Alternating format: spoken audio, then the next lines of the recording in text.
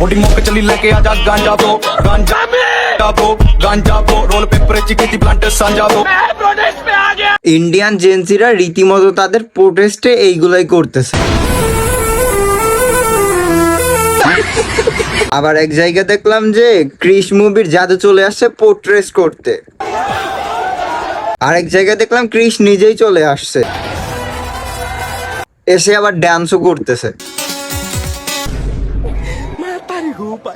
আবার এক মাঙ্গের নাতি দেখলাম পোর্ট্রেটে আইসা গার্লফ্রেন্ড খুঁজতেছে।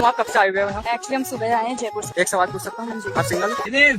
আবার আরেকটা লার্কি দেখলাম যে ক্যামেরা অন করে পুলিশকে প্রশ্ন করতেছে। একটা কোশ্চেন করতে পারি স্যার, পুলিশের হেলমেটটাও কি কম পড়ে গেছিল? ককরোচ যেই জনতা পার্টি আছে ওইখানে দেখলাম একজন ককরোচ সেজেই চলে আসছে। मेरा नाम कॉकरोच है, मैं लखनऊ से आया हूँ। বিশেষ করেন ভাই, আজকের ভিডিওটা যদি অবশ্যই রীতিমতো দেখতে থাকেন তাহলে মনে করেন যে আপনার আফসোস হবে যে এই পোর্ট্রেট যদি আমরা বাংলাদেশে আরেকবার করতে পারতাম তাইলে ইন্ডিয়ান জেনজিদের মতন মজা করতে পারতাম।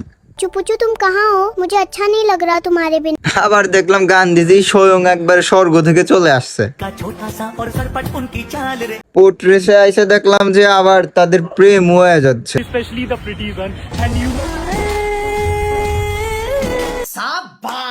অন্যদিকে ভাই আবার স্পাইডারম্যানের কুরকুরি বাড়ছে।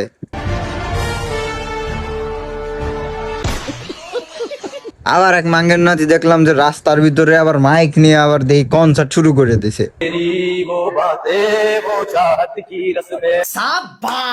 ভাই আমার সরল মনে একটা প্রশ্ন, আদেও কি এটা আন্দোলনের মাঠ নাকি নাইট ক্লাবের ড্যান্স?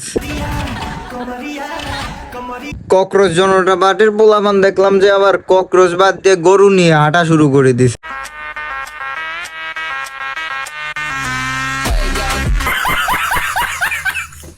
ওদিকে ভাল্লুক সাহেব আবার দেখলাম যে গান শুনে নিজের কন্ট্রোল করতে না পারে ড্যান্স করা শুরু করছে।